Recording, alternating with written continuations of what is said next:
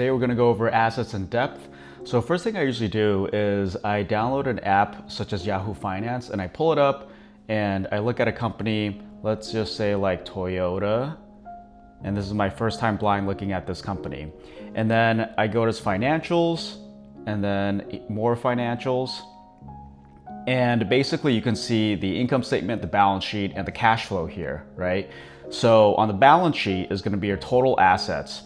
But before we do that though, and go in depth into what you might actually see in terms of live data, let's actually go over, okay, why even learn this as a casual investor like you, right? So my philosophy is always, hey, if you don't want to spend time researching and looking into companies, then just put your money into an ETF, a really good ETF. And there's different ETFs that track the market, that track a dividend portfolio, that track tech. You can choose by yourself. But if you really want to pick and choose companies and stock pick, then you at minimum need to understand what a company owns, right? If you don't at least understand what a company owns, then you're essentially just gambling. Think of like if you actually understand how a lemonade stand works, and if you want to invest in a lemonade stand, if you can't at least from the basics describe a company, what it sells, who it sells it to, how much revenue is broken down into what, where it makes its profit, what it owns to generate that profit, then you would not do the equivalent investment in a lemonade stand. Same with the company. The second point is amateurs usually don't understand financial statements, but professionals almost always do. And over a 10-year span, right? Maybe you can get lucky within 1 to 2 years, but over a 10-year span, you're going to lose out, especially if you're young watching and listening to this. You have to at least go through a recession to know if you are a good investor. And the last point is like all this information is public, at least at a high level. The high level information of what accountants and auditors and CPAs look at for companies is all public. So you really have no excuse not to at least do a basic amount of research before you get into this. Okay, so we're gonna go over assets on the balance sheet. And you have to remember, I started this point, but basically assets equals liabilities plus equity, right? Equity is your net worth, assets are what you have, liabilities are what you owe. So you can also see it as equity equals assets minus liabilities, what you have minus what you owe. We'll go over liabilities and equities in depth in the future, just so I don't bore you guys to death in this video. Assets is basically broken down by two major categories. One of those is current assets, the other one is non-current assets. What does current assets mean? Well, current assets really just means assets that you can pretty much liquidate within 12 months. So why do we separate by those two categories? Well, because if you think about yourself, and let's say you go into an emergency scenario, right? Like, oh shoot, there's like a earthquake or flood that destroys everything I own, and I need to somehow come up with some money to keep paying everything, then I want to think of, okay, well, what can I immediately liquidate? Same with the company. Companies go through emergency situations all the time, so they got to think about what can I liquidate within 12 months, and that's a more accurate gauge of what I have in the short term that may be useful. Non-current assets less important than current assets. So generally for the company, you want to see more current assets is usually better than non-current assets. It's not necessarily a rule, but it definitely helps. For example, it's better to have $1 million in cash than a $1 million house. Why is that? Because if I ever wanted to use that $1 million, if I wanted to use the house, I'd have to go through a realtor, mortgage lender, pay off everything, do a bunch of bureaucratic stuff, and actually sell the house. Same with the company, right? It's better for a company to have more current assets than non-current assets. So current assets are split by these main four categories, which is cash, pretty self-explanatory. Accounts receivable is important because accounts receivable means the company has actually delivered these goods and services, but has not been paid yet. So think about it kind of like using your credit card. The key thing here is that the company has a legal claim to receive those funds because they have already shipped and delivered these goods or services. Inventory is spread into three categories: raw material, work in progress, and finished goods. Why do they do this? Because raw material is closer to the actual fair price costs. Better to have raw material because if you think about like silver, nickel, gold, it's easier for that company to sell those raw materials at the price that's fair value. Whereas the more finished goods in inventory, the worse. Because what this means is that, oh, a company might have a lot of finished goods, but no one's buying it, right? If people were actually buying the company's goods and services, then there would be much less finished goods. Lastly, prepaid expenses are kind of self-explanatory, but it's basically expenses that a company's paid in advance. So like examples might be like a company might be using some office facilities or insurance or software or AI tools that they have prepaid in advance. Think about like prepaying for some kind of subscription that you use in advance instead of paying by the month. It's important to know a basic concept, which is like the current asset cycle. So the current asset cycle is basically you have cash and then you use that cash to buy inventory. And then you use that inventory gets sold and then you ship and deliver the goods and that becomes accounts receivable. And then finally, the accounts receivable, you actually get the cash. And so then you actually receive the cash, you use the cash to buy more inventory, you sell more inventory, ship the goods, that becomes accounts receivable and just keeps going on and on and on and on. And that's the cycle of the current assets. So generally, you want to see more cash, less accounts receivable, less inventory. And current assets are also ordered from most liquid to less liquid. Okay, let's jump to Yahoo Finance and check out Toyota. I just randomly chose a company that I kind of like, but this is my first time looking at this too. When I look at the current assets of Toyota, I do like where this trend line is going, right? So if you look at this row on current assets, you see that from 2022, it went from 23 billion to now 37 billion.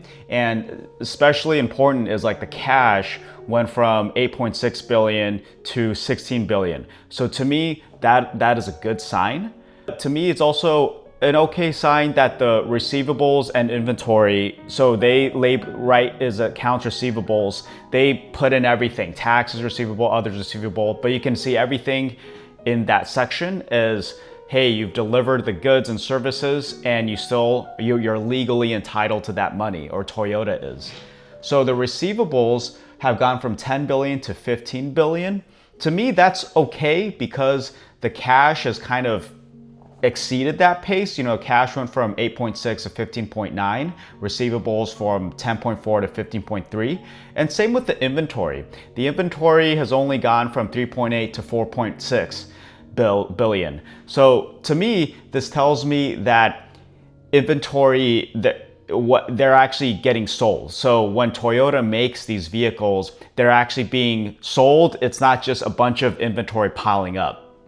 So far so good with current assets. To me, there's no yellow or red flags for Toyota. Would I invest in this company? I don't know. I'd have to look at all of it, right? I have to look at its equities, liabilities, income statement, kind of the overall macro trends. Remember, investing is much more of an art than a science, but I'd have to look at how the car market is evolving, how their unit sales are doing based on the model. So would I invest in Toyota or not? Too hard to tell at this point. But at least when we look at their current assets, to me, it seems fair just off a gut instinct. And really as an investor, you don't need to go too in depth, but you at least need to have a gut instinct and understand the numbers like I'm showing here. Okay, so let's move into non-current assets. So I have Toyota's non-current assets here, but first let's explain what non-current assets actually mean. So non-current assets I would categorize it broadly as two major parts. One is what they call net fixed assets. So net fixed assets, a lot of people also call it PPE, property, plant, and equipment. And so you can kind of see fixed assets and PPE, property, plant, and equipment as synonymous with each other. They kind of mean the same thing. And then what you do is you subtract your accumulated depreciation to then get your net fixed assets. So fixed assets property, plant, and equipment, you can kind of see it as like, okay, these are like factories, equipment, anything that is a purchase that you can kind of loses value over time because of wear and tear and things like that. So when a company buys something big like a building, they normally might book that entire expense, like all the cash would need to go through to buy that entire expense, or maybe they'll take out a loan. But in terms of how they're reflected on the balance sheet, there's this thing called accumulated depreciation. And basically accumulated depreciation tracks how much life and how much value this building might still have left over. So you can kind of see it as like, hey, if I bought a $1 million factory, at first it's worth $1 million, right? But then each year it goes down. This might go down by 200K in terms of the value. Think about if you bought your own house, similar idea. Your house might depreciate within a 27.5 year span. Well, same with a car or a company's factories or buildings, they all have a depreciation schedule. Depreciation schedule varies depending, but generally you can always Google that, what the depreciation schedule for something is. But generally there's always an accumulated depreciation category that tracks this depreciation.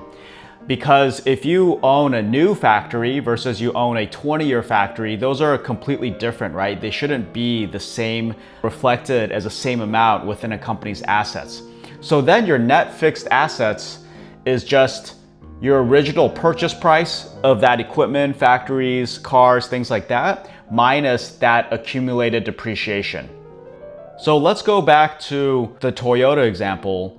And over here, if we look at non-current assets, they have this part called net PPE, right? So net PPE, you can see that they've split that out between gross PPE, so gross property, plant, and equipment.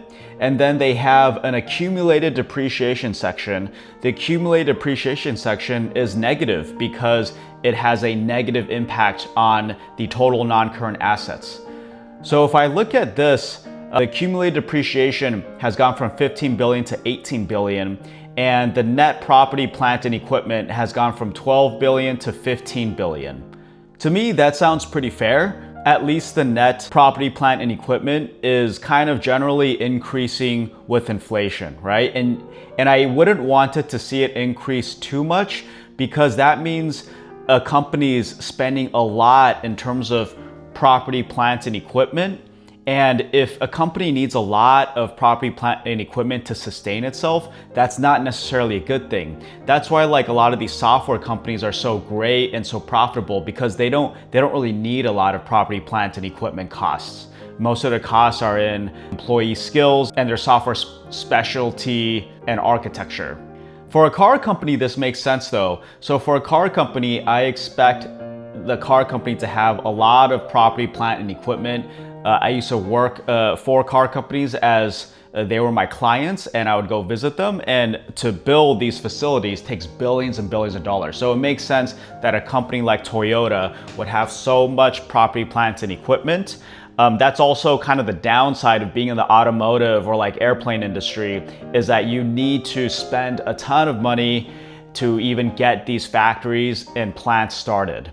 Let's look at the last category, which is other assets.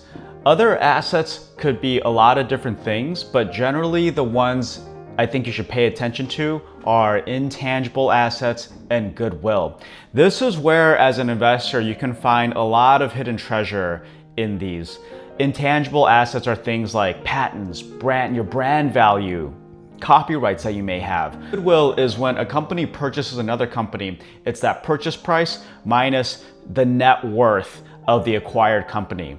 So when goodwill increases, it's because it paid more than the actual book value of that company. What is that value? It's the acquired company assets minus the acquired company's liability. So remember, assets is what the company has, liabilities is what the company owes. So if you subtract assets minus liabilities, you get the company's total net worth or equity. And goodwill is purchase price minus that equity. So goodwill is the purchase price minus the overall equity of the company. What is the equity of the company? As a reminder, it's the company's assets minus the company's liabilities. Assets you can always think of as what you own, not necessarily what you owe. And if you subtract that from what you owe, then you get equity. And equity is synonymous to book value. So when people say book value, you can think of it as shareholders' equity. When you think of shareholders' equity, you can think of it as assets minus liabilities, what you own minus what you owe.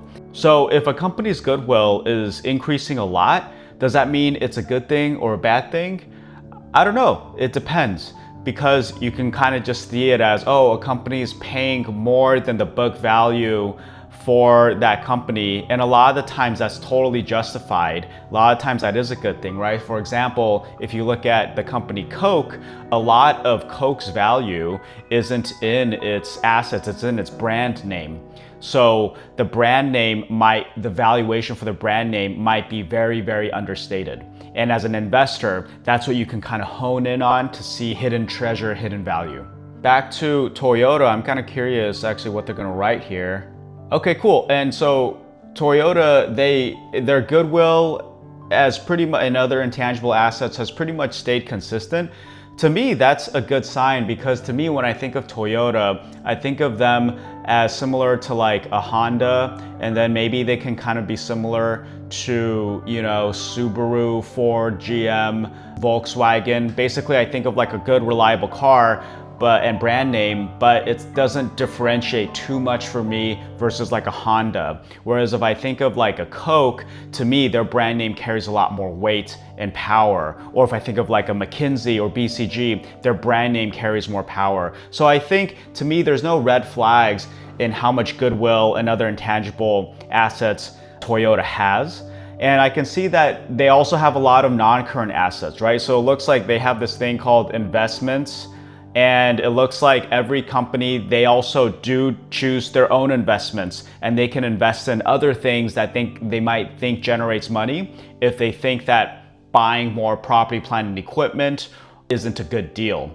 So to me, this looks fair as well in terms of investments. They have a lot of non-current assets that are investments. It seems like it's broken down between long-term equity and investments in financing. And I can't read this, but it says investments in joint, I would guess this would be joint ventures. A lot of companies do that. They'll do like a joint venture with another company. So I'm just making this up, but like Toyota might do a joint venture with Volkswagen if they want to make a new car that can penetrate the European or Asian market or something like that. I'm not saying that's happening. I'm just making this up as an example.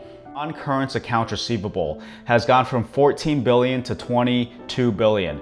So to me, this is kind of a yellow flag in that I don't know if this is a good or bad thing yet. So if I were to take the next step, let's say if I were actually interested in potentially buying some Toyota stock, I would look into their actual 10K and quarterly and yearly reports to actually see what they mean by non-current accounts receivable, how they define it, and why it fluctuates, why it's gone from 14 billion to 22 billion since the year 2022. So that's the next step I might take to determine if I want to invest in Toyota. Total assets are pretty simple. It's just number one, current assets plus your net fixed assets plus all your other assets. Pretty simple. As an investor, always make sure to at least understand at a high level the assets over at least the past couple of years to see what's increasing and decreasing. And then if you want to take the next step in investing and researching, then you might want to dig deep. For example, in Toyota, I don't really know what non-current asset account receivable means, but that's a pretty big number. I kind of want to see what that is in order to make an investing decision. Understand what a company owns, otherwise you're just gambling. And it's called balance sheet because assets balance liabilities and equities. When I first actually understood this, it kind of blew my mind. It's like, oh, okay, so everything on the left side equals everything on the right side. Maybe to you it's kind of obvious, but yes, assets balance liabilities and equities. And everyone can get lucky within a couple years, but not for 10 plus years, not through 1 or 2 recessions. So if you're young, just make sure to know what you're getting into and know what is gambling. And the last 2 points are critical, is that all these numbers, like when I showed on Yahoo Finance, they're valued by professionals, but they're not necessarily correct. So how you can beat other investors is if you can find hidden value. An example is when Warren Buffett invested in Coke, he understood the hidden value of Coke's brand name. And investing's not hard, it's more like dating. It's more of an art than a science, but you at least have to know the minimum of the science. So make sure to learn what current assets are, what non-current assets are, and look over a company that you might be interested in a free app like Yahoo Finance. That's all. Cheers.